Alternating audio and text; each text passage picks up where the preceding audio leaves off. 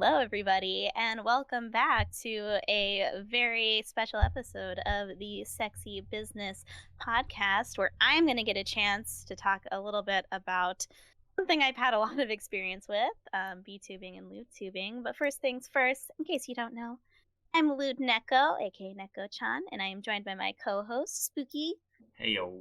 And as I already alluded to, today's going to be sort of a little bit of almost a how to episode. So if you're someone who's been interested maybe in getting a start in VTubing or LewdTubing more specifically, I'm going to be giving some of my tips, suggestions, and things like that to prepare for based on my almost 4 years of experience LewdTubing. I'm coming up on my 4 year anniversary, which is crazy. Nice. Basically a veteran now. You're eligible for a discount. I mean, it feels like it because I think the one thing I noticed about VTubing in general is that a lot of VTubers don't have a long shelf life. I think a lot of people get in, they stay around for maybe 6 months to like a year, and then a lot of people graduate or drop out. It's kind of almost like the honeymoon phase wears off, and you're like, wait, this is work now. That was something I actually noticed a lot because I started in 2020, which was kind of when like VTubing just like exploded in general because there was a lot more easy access to softwares like Vroid. People were figuring out how to do it on your own, whereas previously most of the major VTubers were backed by a company. And there was, and especially because it was also lockdown and everybody was doing things creative, there was this explosion of VTubers and LewdTubers. But looking at the scene now, I used to know like a bunch of them, and a lot of them have sort of dropped out or just disappeared or gone quiet kind of in the year or two afterwards, especially because people went back to work and competition to get audience became a lot harder. And that goes for all sorts of content creation. I think people noticed after the lockdown sort of ended and people were back to their daily lives. I know a lot of streamers talked about like audience interaction going down, chat going down, money going down, things like that, because it became sort of back to normal, where you were competing for a much smaller pool of people to watch or engage with in your content. Yeah, when it's Uh, harder to justify the time, like if the financial incentive falls off or the user engagement falls off and you can't keep the energy high because it's less exciting, it is difficult to keep the motivation to keep going. yeah, definitely. And I think that's like one of my first things I think you should consider before doing content creation is like, what is your motivation or what are your goals here? Because I think knowing that is going to help you to put into perspective what you want out of this, whether it's VTubing or even just regular content creation. Granted, I'm someone who didn't go in with much of a plan. I was bored during the lockdown and I was like, I've always wanted to just read video games. I've always wanted to stream just like primarily by just sort of narrating video games because that was something I liked to do when I was playing games solo, and I was like, why not do it for an audience? And the only reason initially why I decided to do lewd tubing specifically was because I knew I wanted to read adult visual novels and I didn't want to have to read the all ages versions. um, so I wasn't even really planning to do more of like the sex work or camming aspect initially. I would just wanted to read porn with an audience, watching porn with the fellas. The dream. But yeah, so initially my goal was just sort of have fun, and to an extent I think that's kind of what's kept me going for so long. I know some people who do lewd tubing, they don't necessarily have much of a passion for maybe the porn or the erotica or the kink aspect of it, but they're like, oh, this is easy money, right? That's what like a lot of people say about like OnlyFans. They're like, oh, it'd be so easy to make $1 million from OnlyFans. It's actually not. To take like sort of the curtain away, most sex workers do not make that much money. So if you think lewd tubing is going to be easy cash, it's not. Yeah, it's saying like You the know it. top 0.5% or something, like actually make a livable Mhm. wage, I think is the OnlyFans statistic. Yeah, Please pretty don't quote me. much. Yeah, I don't know what the exact numbers are, and I think that goes for most content creation. Is it's really like the top couple percent who actually can make jobs out of it, and most people are making less than a couple of $100 maybe a month, and even that's kind of considered a lot, that, like, most people are making barely really anything out of sex work because, the field is highly competitive because it is relatively easy for people to get into, but as a result, you are competing with a lot more people. One of the nice things about LewdTubing is the competition is less, tough because there are statistically less LewdTubers than there are regular cam girls or regular porn stars or whatnot.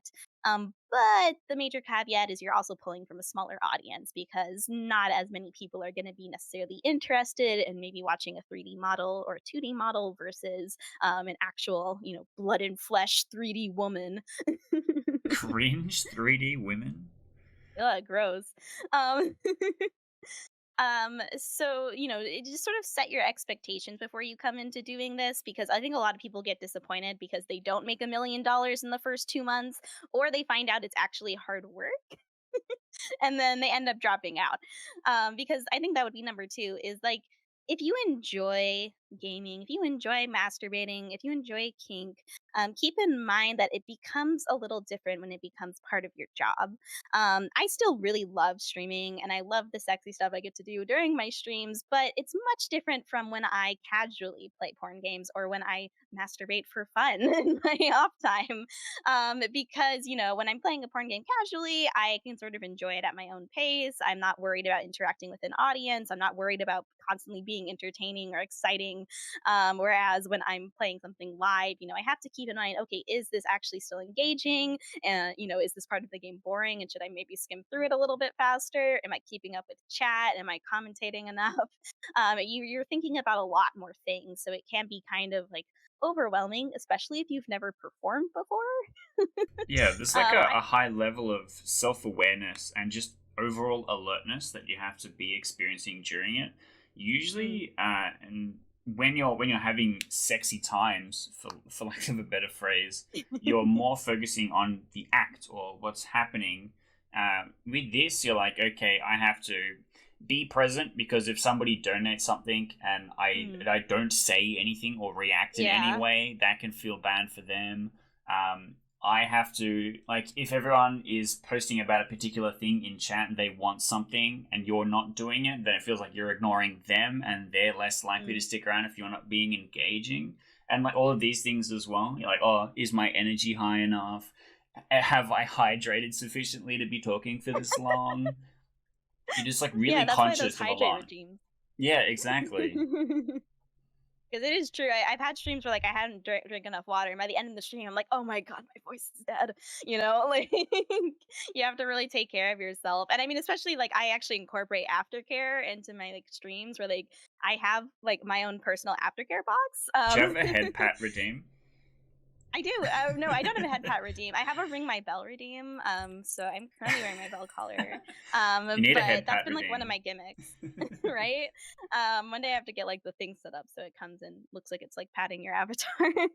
um but you have to take care of yourself because it's going to be, especially your first like year 6 months of streaming, you're learning a lot of things on the go, you're learning how the tech works, you're trying to get better at like the improv and balancing like the game and your audience and the sexy stuff. And I think also deciding what you want that balance to be. Like my streams, for example, have always been more game centric. There are plenty of streams where like I don't end up really doing any sexy stuff myself. We're just focused on playing a game or reading through a story, and that was fine with me because the goal for me was never with LewdTubing to make $1 bajillion or to make this my mainstream of income or anything like that. I never really wanted it to become a job to me. It's always been more of like a hobby. And so, that's why my content is a little bit different. Whereas, most cam girls, they're going to be sort of pushing that like camming aspect a little bit harder. They're going to be doing more like chatting or like role play specific streams that are going to naturally lead to the sexy stuff happening. Whereas all of my streams pretty much are game centric, aside from when I occasionally do like a chatting stream or a tear stream or something like that. But even then, it's kind of sexy focused. I usually do like tears for like kinks or characters from games or something like that. Yeah, which we have considered perhaps doing for this podcast is Ooh. some more light-hearted type of content.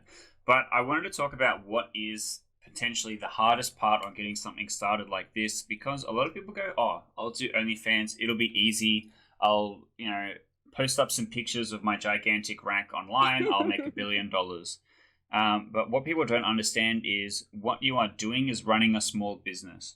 So Mm. if you and let's use an analogy, right? Let's do a role play for a second. You and I are both florists, and we live in Denmark. And just behind our flower shop is gigantic fields filled with flowers, and we're trying to sit here selling flowers Mhm. to people that walk past, right?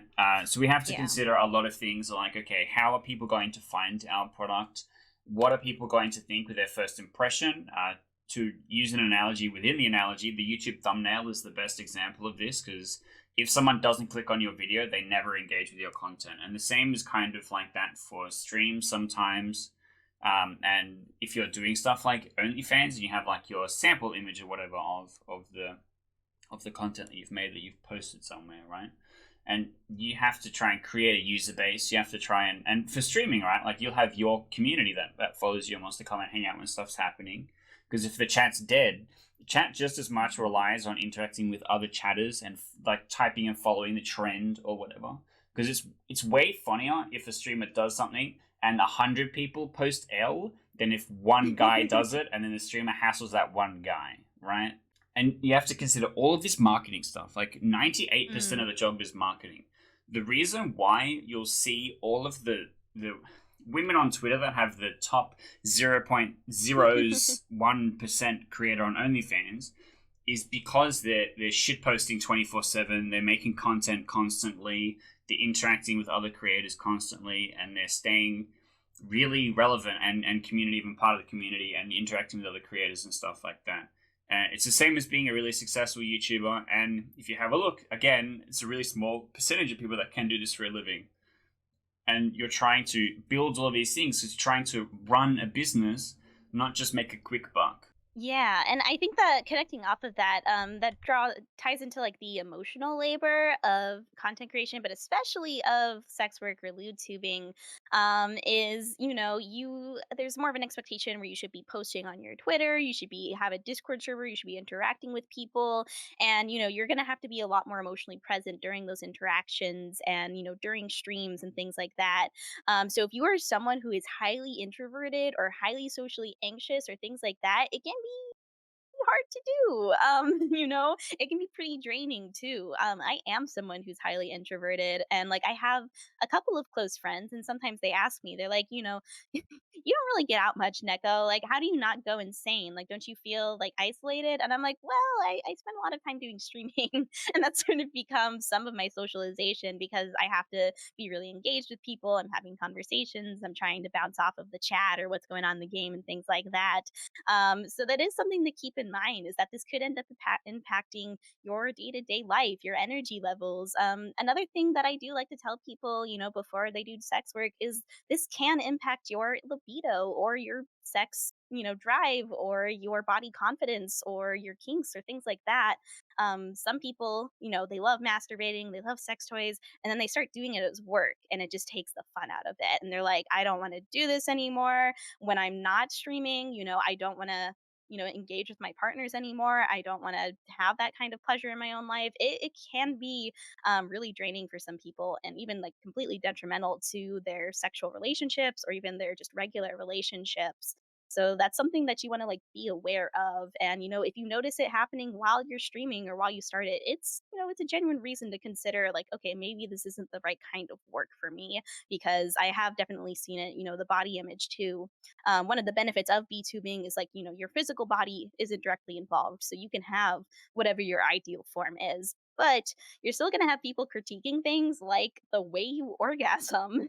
And, that can be rough criticism to take if someone's like, I don't like the way she moans or she doesn't sound hot, things like that. If you don't have a pretty thick skin, I've seen some people, develop really unhealthy ways of thinking because of how damaging having your basically how you come or how you masturbate being critiqued is pretty rough. And I want to jump on this weirdly specific thing, right? Because a lot of porn in general is incredibly exaggerated, And a Mhm. lot of the noises and stuff that people make doesn't actually happen in real life. It's for the camera. So if you're watching Yeah. something like that and then expecting people in the real world to be like that all the time, then it's weird and incredibly performative. And every experience you're having with a person in real life is them doing their absolute best to please you instead of any enjoyment for themselves. And that's a weird, hollow existence, and you shouldn't expect that from everyone. Like, that's such a strange criticism to have of a person, in my opinion.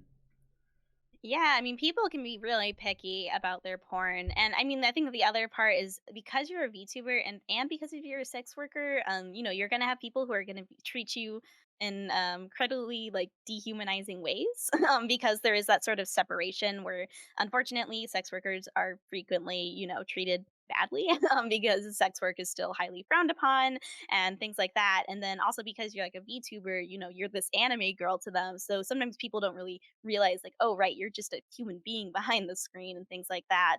I've actually not dealt with like too much like hate or like rude comments or things like that, luckily, but I've definitely witnessed a lot of it on Twitter. People, having really rude people during their streams or like sending really mean comments. I think the other thing I should mention is stalkers, or people who get a little bit too parasocial with you. And there is a lot you're going to have to do to protect yourself in general as a content creator, but also, especially as a sex worker, because you are at a higher risk of, people developing those kinds of feelings for you, unfortunately. Again, I'm lucky I haven't had any experiences like that, but that's because I've done a lot early on to make sure that doesn't happen. Privacy wise, the biggest thing I say is like, make sure whatever sex worker name you choose is not fucking connected to something else you've done before, which sounds obvious, but a lot of people choose usernames that they've used 10 years ago on their like League of Legends account.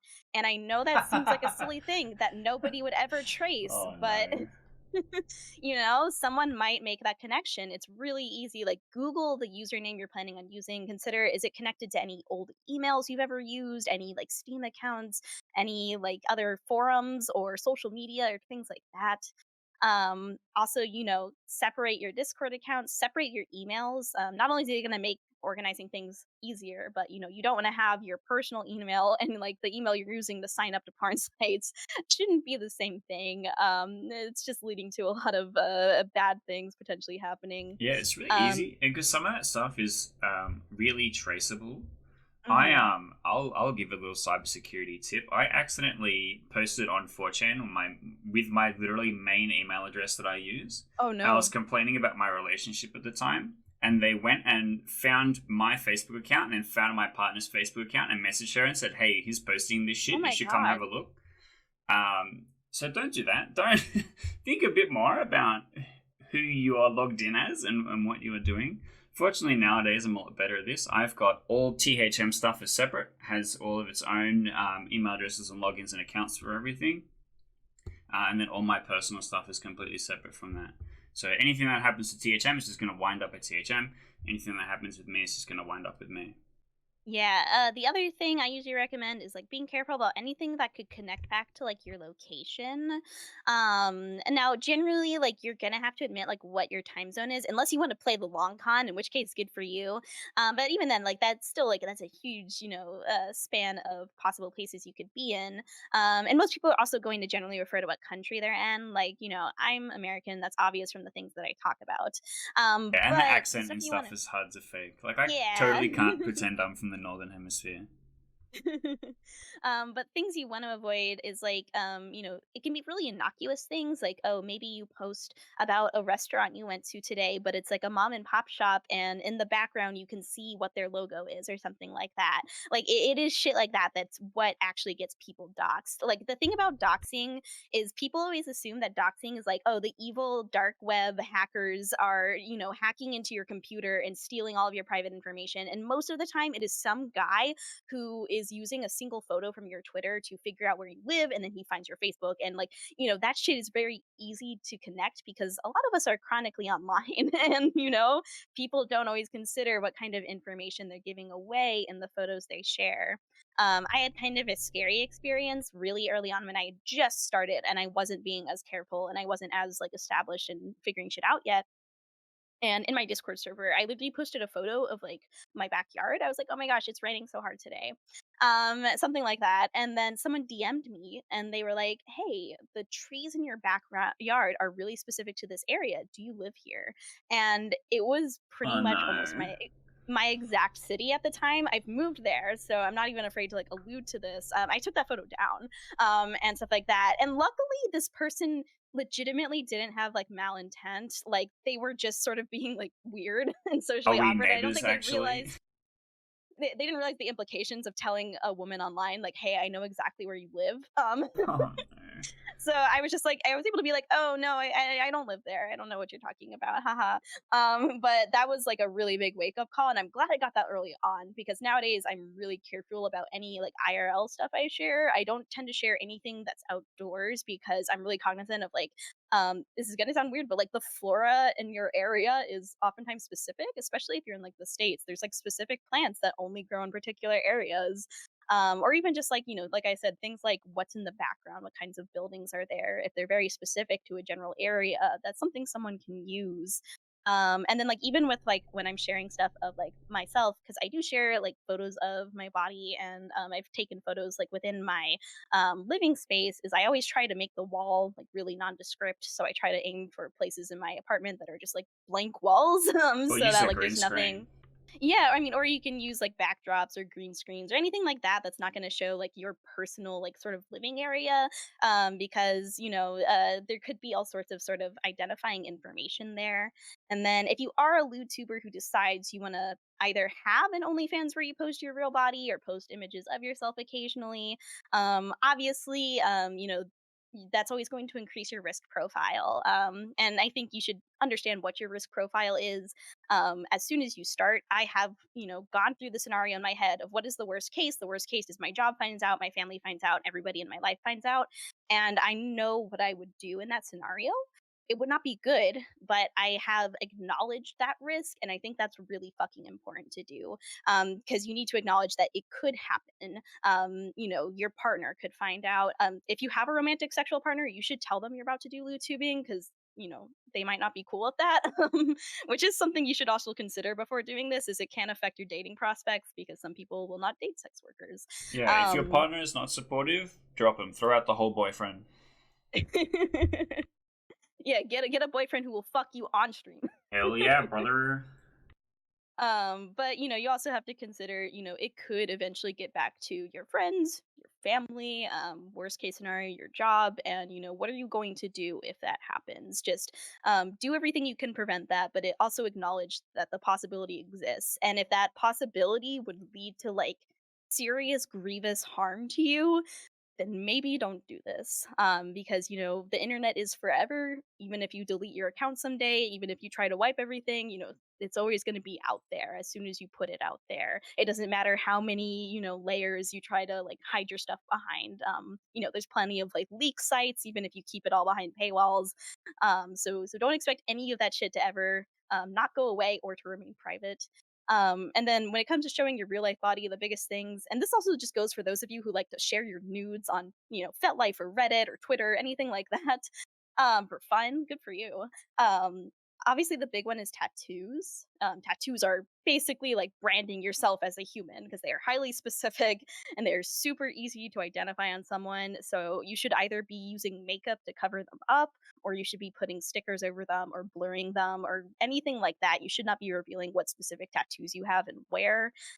Same thing goes if you have like really specific birthmarks or things like that that would be like extremely identifying. You should consider a way to cover those up.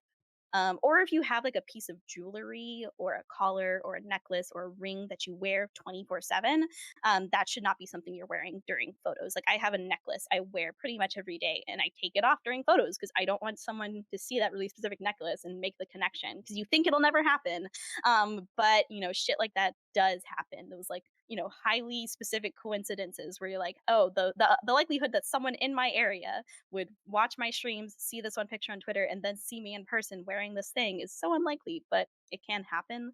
The same thing goes if you're going to like a convention, and if you talk about that you're going, like, I never talk about the conventions I'm going to until after the convention has passed, because I don't want people to be trying to look for me, and I also don't wear any cosplays I've shown on my Twitter, at conventions, so I consider that, like, before I post something, I'm like, "This will end up being like a, private parties only sort of cosplay," because, especially in the case where, like, I've cosplayed, like, Lynn from Harem Hotel, like, that's gonna stay within my apartment because that is so highly specific that someone would know it was me if I ever wore that to a convention, which sucks because I do like that cosplay, but she'll have to stay in the archives basically. Yeah, I feel that, and a lot of safety stuff that you do have to consider is a lot of the risk that comes with it. But obviously, there is also a lot of benefits. It is a fun career to work in. Being able to turn one of your passions into the small business dream is, one of the aspirations of most people, most of Gen Z, so they want to be content creators by a great server, and this is one of the contents you could be creating. One last thing that I did want us to cover before we wrap up is you've been dealing with an X videos Oh problem god. recently, and I did want to talk about setting up accounts on some of these different sites and what you have to do to go through with that. Oh yeah. So if you don't know, to set up any campsite or porn site, you're gonna have to give your government ID to that website. There's no getting around that. And like, generally speaking, I trust these websites to hopefully not accidentally leak all that information, but just be ready for that. And specifically with VTubing especially, be prepared to jump through a lot of loops and hoops and red tape because so VTubing or LewdTubing is not allowed on certain campsites because they have to have IRL models where you can see the face and verify that that is the person who is streaming. And major websites like ChatterBait do allow LewdTubing now, but even then, they have to do like a little verification process sometimes. And a lot of the gaming ones do allow LewdTubing, but just keep that in mind that you can't just go on any random campsite. You should either consult their TOS or just email the campsite directly and be like, "Hey, am I allowed to do this here?" And then when it comes to trying to find places to upload your content, I'm one of very few YouTubers who actually releases my streams. Most people paywall them or don't release them at all, which is a business strategy, and I get that. You're giving away free content of yourself masturbating, so why should anyone ever tip you? Is the whole idea. Um, I'm of a different mindset where I've actually gotten a lot of people who have found my streams because they saw me on Pornhub or they saw me on X videos. So I have found it to be much more useful as an advertising tactic because of the fact that advertising as an industry creator it sucks because most websites don't like us. And then when it comes to uploading your videos, so we saw with like Pornhub that they had that huge ban over like a lot of like anime content got taken down, I think like 2 years ago because credit card companies suck and they don't understand that fictional characters don't have human rights, So they're like, oh, if this happens in a fictional scenario, it is basically the same as you doing the actual literal crime. So that is one problem you will have with any like kinky content. So any porn game that has non-con, which is a lot of them, with Pornhub, like you basically can't upload it. And as I'm finding out with X videos, originally X videos was one of the sites where I was able to upload most of my content pretty laissez-faire without like getting banned. And then recently they have gotten really fucking strict about their rules. So I had recently 160 of my videos get taken down over the span of like 3 weeks, and I had to wait for them It's to do this, and I insane. got 160 emails. And part of it was because of um, how their model verification system works, in that it used to be a different system, and then they switched systems. And so now I'm going through the new system, which is like I have to upload to this website called Sheer first, and then it gets put on X videos. But all of my old videos weren't uploaded in that system, and they're like, "Oh, your model information isn't here." But if I try to add my model information to it, I have to like submit my ID and like fill out a form every single time. So it is literally I'm going to have to take down all those videos and re-upload them if I want them back up, because otherwise I would just have to do an insane amount of bullshit. The other problem with X videos is they are fucking specific about no fucking promotions to any other goddamn website, you idiot.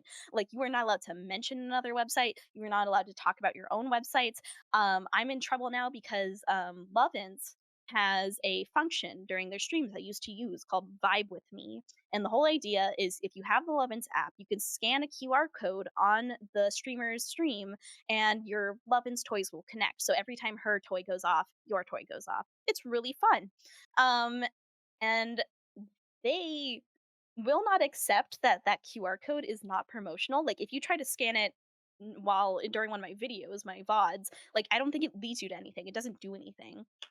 But no matter how many times I tried to explain it, they just would not accept that. So they're like, "No, you have to go back into all of those videos and you need to manually like censor that QR code, or else you can't upload this video." That's such a Um, pain. I also have to edit my videos anyways, so I mention like at the end of each of my streams, like, "Oh, here's where you can find me." I have to edit out those last 5 minutes, or else they take those videos down. So Because of someone, the I don't know if promotion. they have like Oh, an it's so annoying. yeah, that's awful. Also, they have officially banned furries on X videos. They told me any content with antlers or furries is no longer allowed. So Alright, RIP to all the yeah, furries. pain. And then when it comes to like other like edgier forms of content, some of it just basically gets like demoted where it kind of doesn't show up in search results, which sucks. And then some of the stuff gets banned. I can't really find a consistent like guideline of like what they decide is too far or not yet. Because I've gotten away with uploading some pretty racy stuff or some pretty like controversial kinks and things like that. Really, it seems like the big one right now is like monster people also count as like too close to animal, I guess. So like monster fucking not allowed. I had like Tales of Androgyny, which has a ton of monster girls in it, super hot. Not allowed because they have animal, parts of their body, so it Yeah, too counts as much dog dick, unfortunately. like and yeah, it's going to be really annoying if you are someone who wants to upload your VODs. Just be prepared to have to deal with a lot of bullshit content moderation, to have to be really careful about what words you say, even when you're live streaming. So, for example, Chatterbait's pretty strict about what kinds of fetishes you're allowed to use. Like, you're technically not allowed to use bad dragon dildos, but I think they have like really specific guidelines around like what's allowed. Like, you're not allowed to put in dildos that are over a certain size. It's weird. Um, but you also have to be careful about what words you use. So, for example, you cannot say the word. Like, you cannot say that ever during your stream. Like, I had like another streamer I knew, a LewdTuber, who like said it as a joke during her stream, and she got like a little like her stream was briefly taken down. They were like, "Don't fucking say that." Um, so you have to be careful about what words you use. um, Pornhub is also really weird about that. I have someone I follow on Twitter who also uploads VODs to Pornhub, and he has to deal with a lot of the same problems. And he was streaming a game, and in the game there's like a dialogue line that was like, "Oh yeah, baby," like something like that. And because the word "baby" was in that sentence, the video got taken down, because any word referring to anything underage or childlike is going to get you in trouble. But like even in that sentence of like, "Oh baby" or "Oh yeah, baby," like the algorithm for Pornhub just automatically detects it, and Pornhub customer support does not care about you.